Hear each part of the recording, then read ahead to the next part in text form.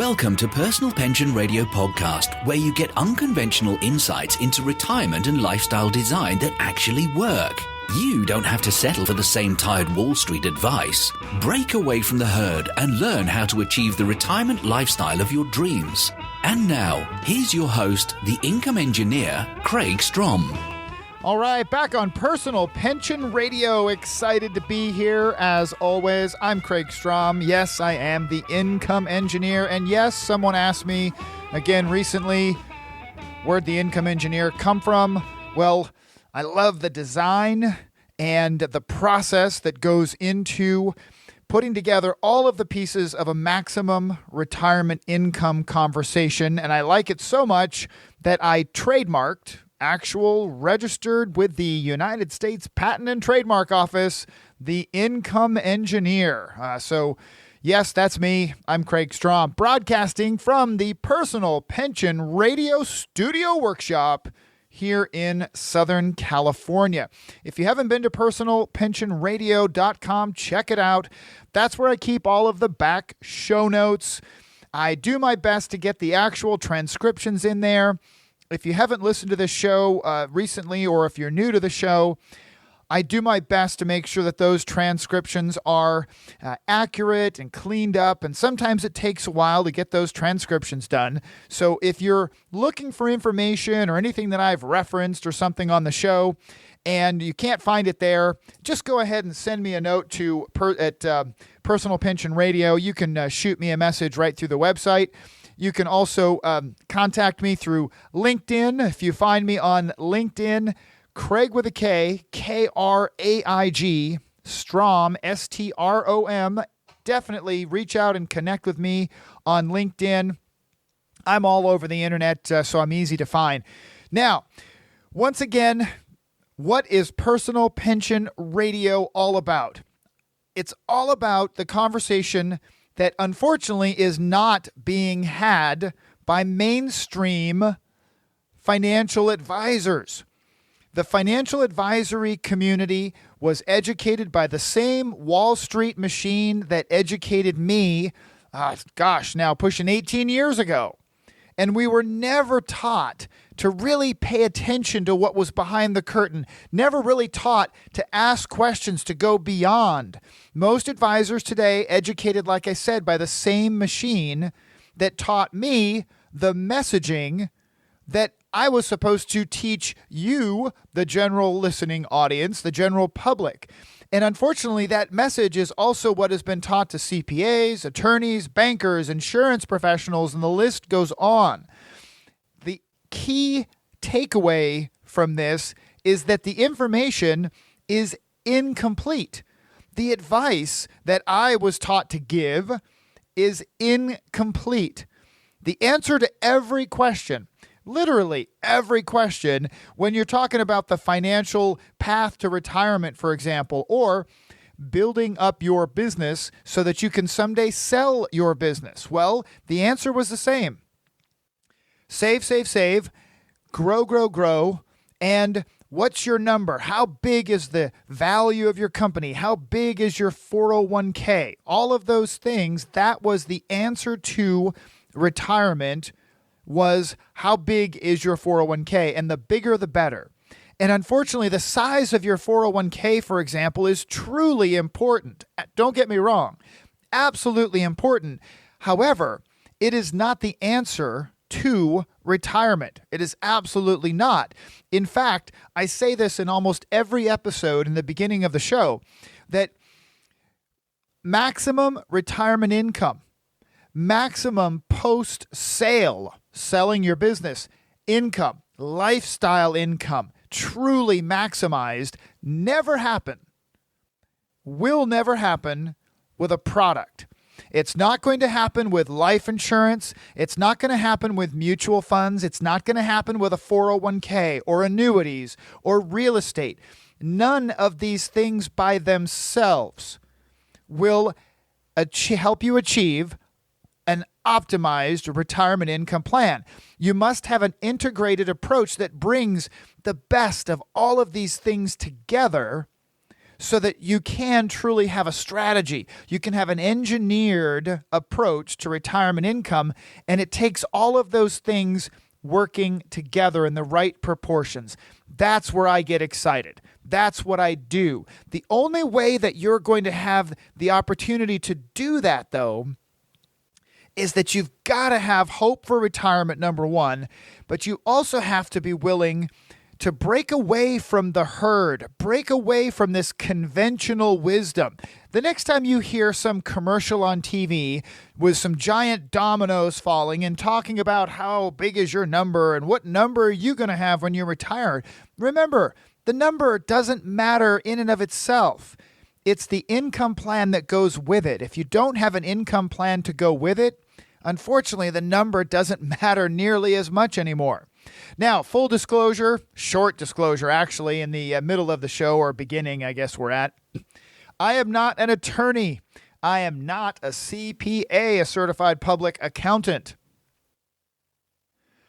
I am a certified financial planner. I think I already said that. Anyway, the most important thing to remember is please do not act on things that you hear on my show or anyone else's podcast or television show or radio show or whatever the case might be. Please don't act on those things as if you're hearing advice for you. And especially, please don't act on things that you hear from financial entertainers. Financial entertainers are people who are not licensed, not regulated. They have no oversight. They have no double check.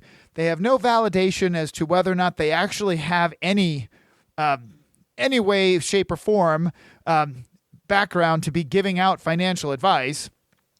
Please, when you hear things that you think might be something to dig into deeper, meet with a qualified financial advisor, someone I would suggest who has gone as far as to become a certified financial planner. And if that's me, I would love to talk with you. I work with people all over the country, and I've met with people, and actually over Skype. I have a client currently living in London, for example. So I use technology to meet with folks all over the country and different parts of the world when they're traveling. But the point I'm trying to make, meet with a qualified financial planner before you act on anything that you might hear on my show or anyone else's show. All right, enough of that. Let's jump into the first section. Watch Your Step. Segment 1 in my show has been and continues to be titled Watch Your Step. The world is inundated with financial advice. I mean, the 24/7, 365-day news cycle nowadays means that websites are constantly having to publish something to fill space on their websites. And thousands and thousands of those websites have financial pages, retirement pages. And unfortunately, and I've said it before, a lot of the stuff that they publish is absolute dog stuff, okay? Let me just say that. I just try to tone it down a little bit. Now, please watch your step. Just something that kind of came across. I'm not going to dig into the article itself because as soon as I read this very first thing from this Money Magazine article, Money Magazine, right? Supposed to be a big time, oh, that's a great place to get financial insight and financial advice. No. Here's the kind of junk that they actually publish. This question was the first in this retirement income article. First question that they ask, do you really need more guaranteed income? Seriously? Really? That's the question that you would ask? How many people wouldn't want guaranteed income in retirement? Really? You're telling me that there's a gigantic amount of people out there that would read that statement and go, I don't want guaranteed income in retirement. What kind of crazy person do they think I am? I would much rather have non-guaranteed retirement income. Ugh. So that's how they led off this article. They say, do you really need more guaranteed income? I'm going to speak for myself. I'm going to say, yes, please. May I please have some more guaranteed income? I would really like to look forward to as much guaranteed income as I might want to have. That would be great. So the next one I want to go into is a bit more serious. And this is one that I want to tie back to something that I say is a mission on this show. So this is a study actually from Time Magazine published this. It was horrible realizations about retirement. And I'll link to this particular article in the show notes. But horrible realizations about retirement. And they say that according to a survey, 2,000 Americans, 2,000 Americans were surveyed in this survey by Allianz Life. Allianz, or some people call it Alliance, but I've always pronounced it Allianz, one of the largest life insurance companies in the world, headquartered overseas. All right, got it. So they conducted a survey. They asked 2,000 people, obviously bunches of different questions, but here's the thing. 84%, that is a huge number, 84% of those surveyed characterize the idea of retirement where they can do what they want as a fantasy, as an absolute fantasy.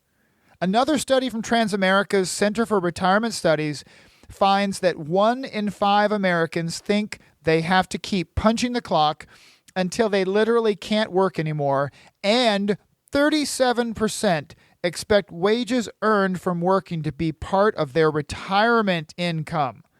More than 80% of workers who have already hit the 60-year milestone expect to work past 65. Wow. Okay. The reason I share that with you, because that's kind of a depressing 2 surveys back-to-back in the same article in on time.com. 2,000 Americans surveyed, and 84% of them said that living life the way they want in retirement was just a fantasy.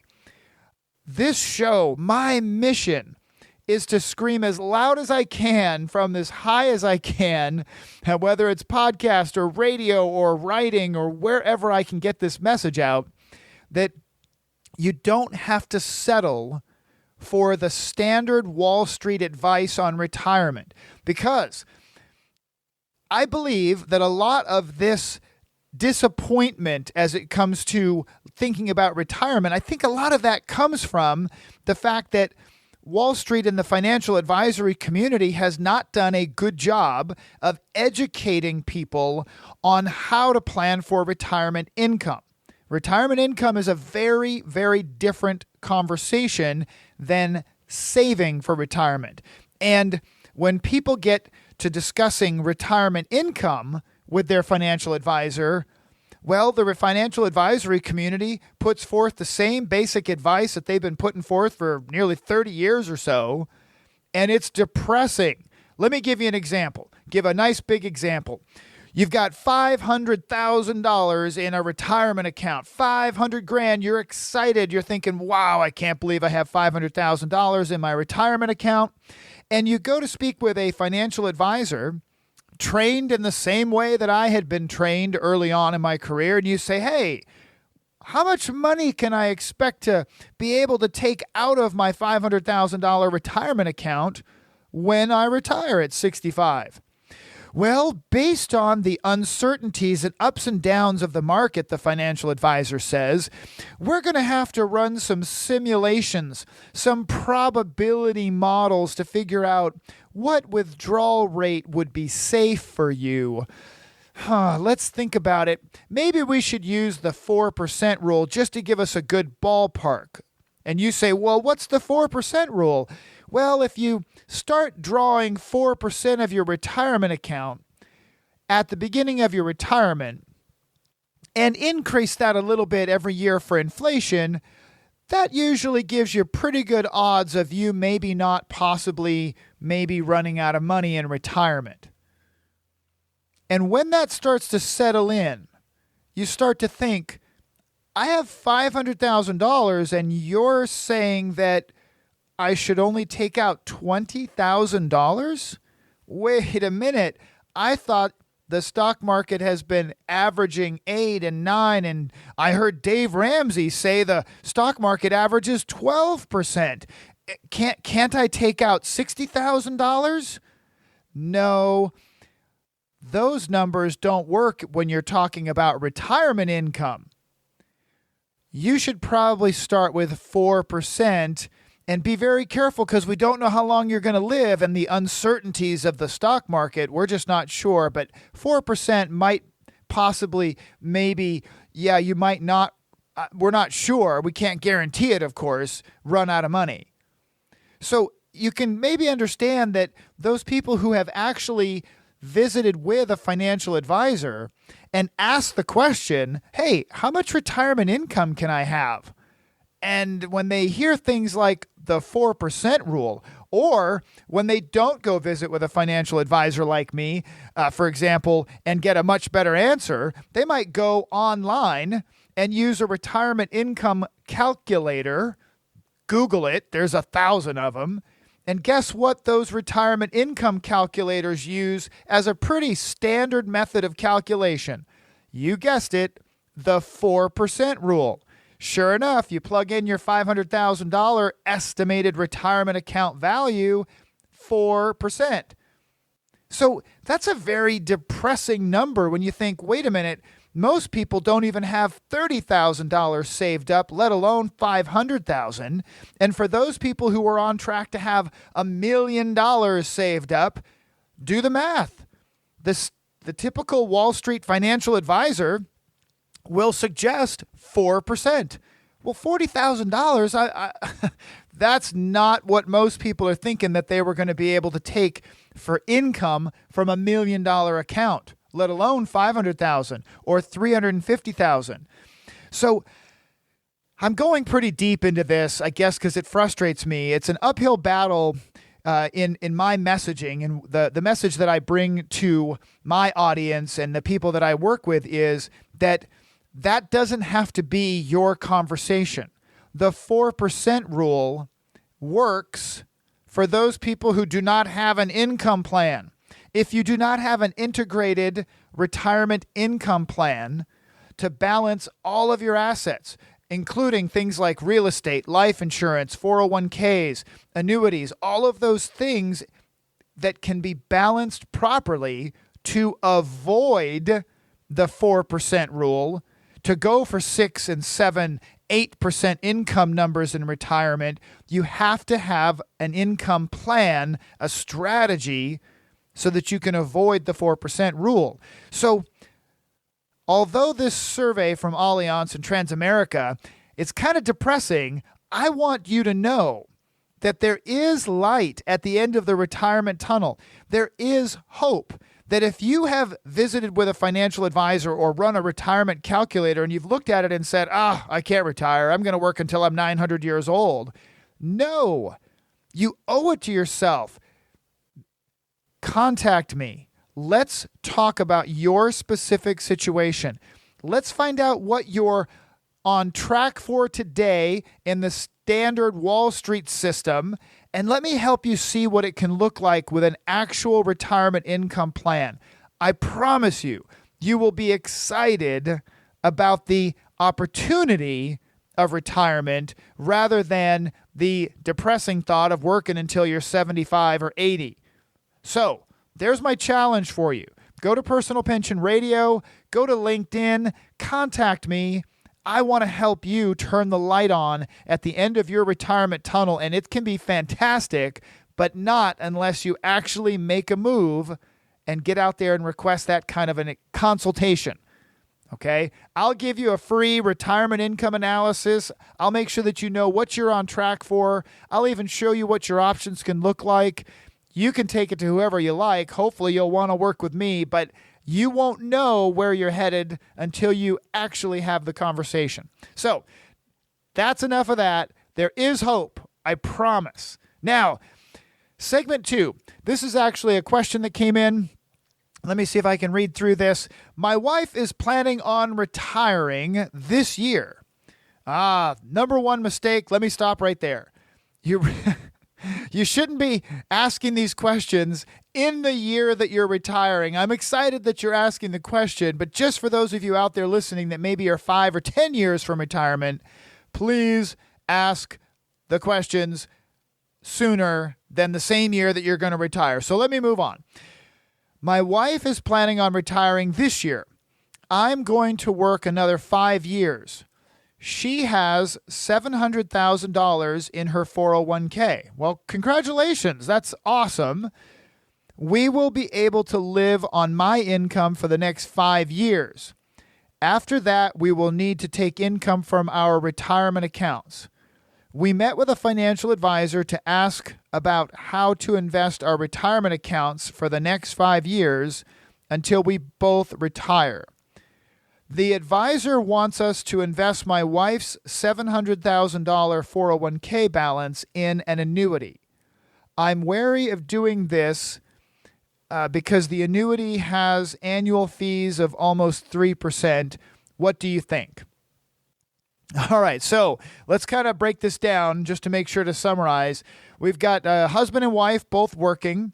The missus, the wife, is planning to retire this year, and the husband is going to work another 5 years.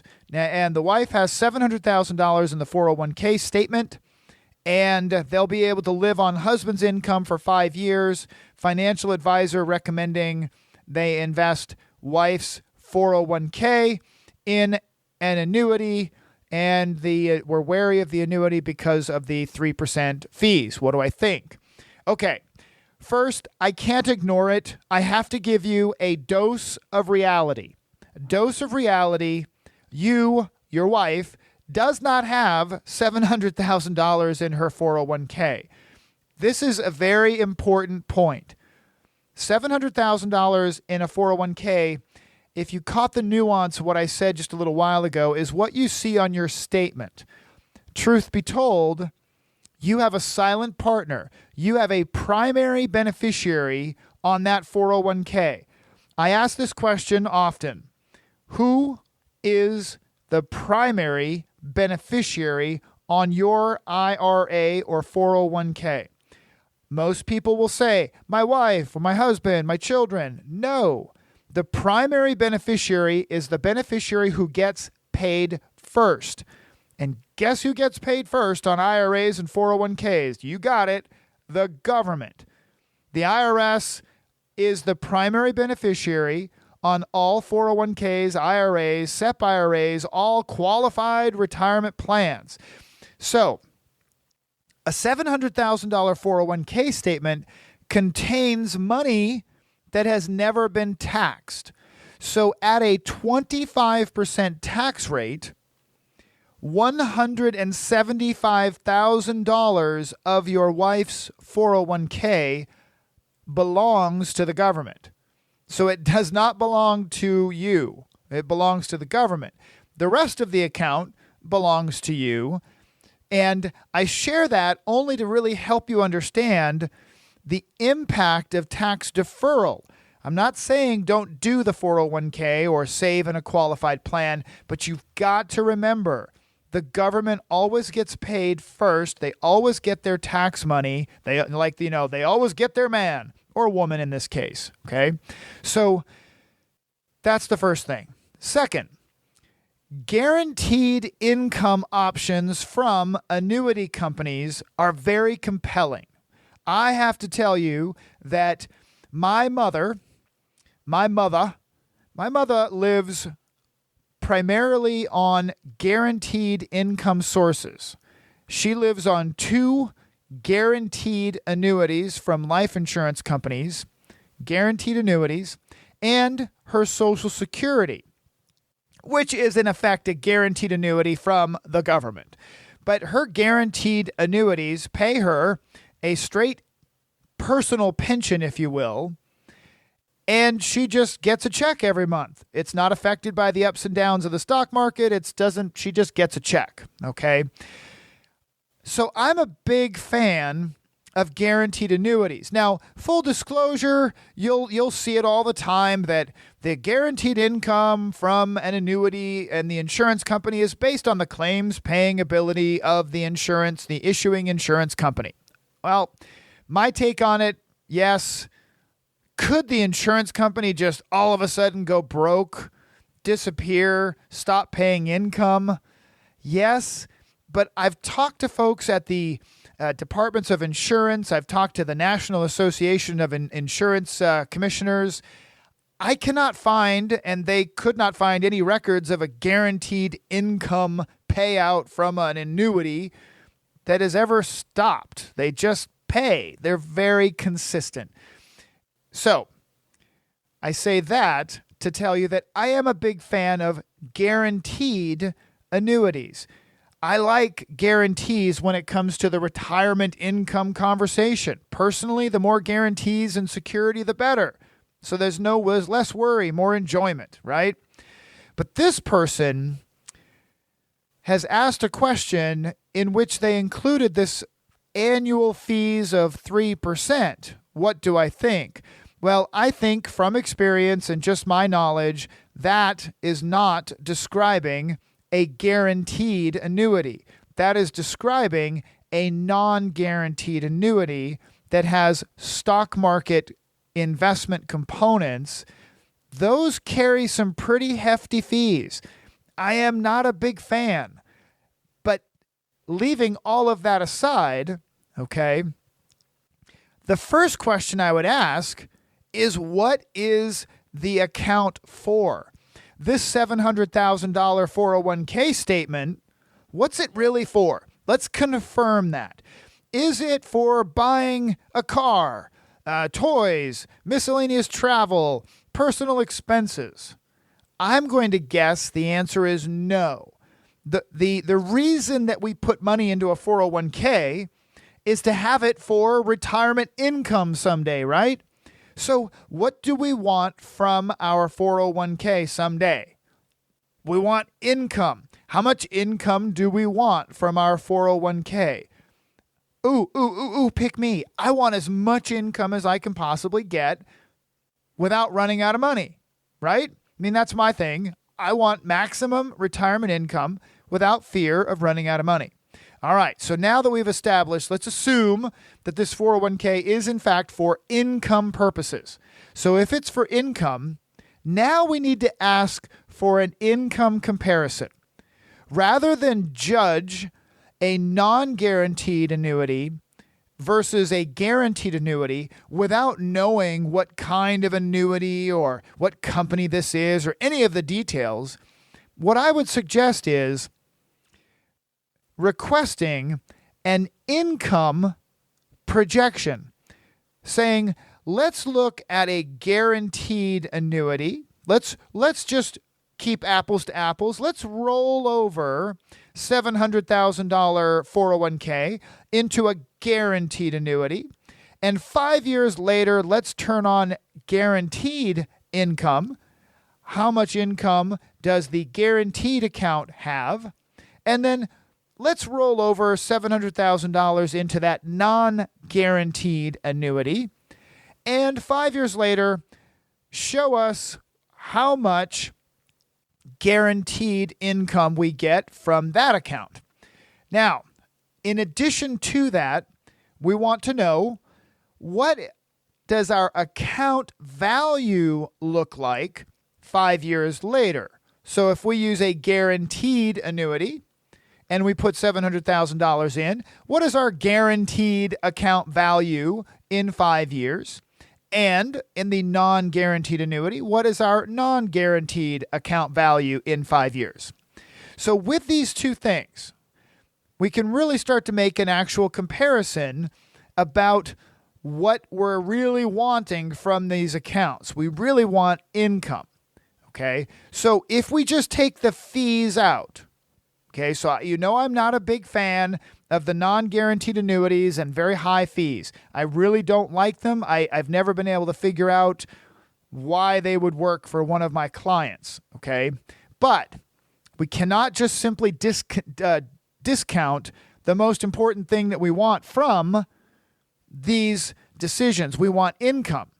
So if the non-guaranteed account has a guaranteed income 5 years from now that is compelling, that is substantially higher than the guaranteed account option, well, there might be some real serious reasons to consider that non-guaranteed account option, even despite the fees. Now, in my experience, that has not been the case. This is my experience. I know that there must be a case where this is different. I just haven't come across it yet. So I'll just let you know that when I have compared a guaranteed and a non-guaranteed annuity with these income benefits we speak of, the guaranteed account generally comes out equal to or better than the non-guaranteed account, and the non-guaranteed account has significantly lower fees, if not no fees at all. So it just depends. But before you make a decision on where to roll this 401k over and how to deal with it, I would seriously suggest, if not from me, I'm happy to help, but request a guaranteed income option from that variable non-guaranteed account, and then ask for a comparison to a guaranteed option so that you can see with those two side by side whether or not that non-guaranteed annuity has a significant benefit that I'm not aware of. So before you do that, now if you would really like an in-depth analysis on the recommendations that you've already been given, because you've already talked to a financial advisor, if you would like my take on it, I am happy to go through a full-blown discussion about what you have been presented. And I'll tell you right now, I'll tell everybody listening, if it is a good option, I'll tell you to go sign up for it tomorrow. Absolutely. But if I see things that cause the hairs on the back of my neck to stand up, I'll let you know. So you can contact me at personalpensionradio.com. Happy to help. I've done this recently for someone on the same type of accounts. They were being recommended, and we got together on a go-to meeting and reviewed and got through a lot of details. Now, that wraps it up for today. Please, just a quick note, had something happen recently. Just really sad, actually. Someone that works in a company that I just signed up with their 401k, that I'm actually setting up their brand new 401k for their company. And they asked whether or not I could help them with life insurance for their company employees as well. And I said, oh, definitely. I love to help people with life insurance. That would be great. Why do you ask? Well, that's where the sad story is. One of their employees actually lost a teenage child recently. Just a sudden death situation, terrible thing. They lost a child, and they were in financial hardship trying to pay for the funeral for their teenage child who has died. So I share this with you on a somber note. Please get your life insurance reviewed. Contrary to what Dave Ramsey says, you always need some kind of life insurance. Early in life, middle of life, late in life, always some life insurance. And please, contact me. Let me help you with it. I am passionate about protecting families. I am happy to help. I can give you life insurance comparisons across the board and information that you'll never get from most financial advisors. I am happy to help. Now, here's your final challenge as always. Get off that log and take action, right? The future belongs to those who take action. So get off your log, contact me, personalpensionradio.com, or get me on LinkedIn. I look forward to talking to you again on the next episode. Take care. Thank you for listening to the Personal Pension Radio podcast. If you missed anything during the show, that's okay. We took the notes for you. Check the show notes for links, offers and a full transcript. And don't forget to head over to personalpensionradio.com and download your free retirement income report. While you're there, we would appreciate some iTunes love. Please leave us a fantastic rating on iTunes by going to personalpensionradio.com/iTunes. Thanks again for listening. Now for the disclosure. Information presented is for educational purposes only and is not intended for solicitation, sale or purchase of any security or financial product. Be sure to first consult with a qualified financial advisor and your tax professional before implementing any strategy discussed here. The term personal pension refers to a marketing name designed to educate future retirees and retirees about the economic principles behind creating their own pension-like income. The term personal pension is not intended to be confused with a defined benefit pension plan offered by an employer or by a government entity.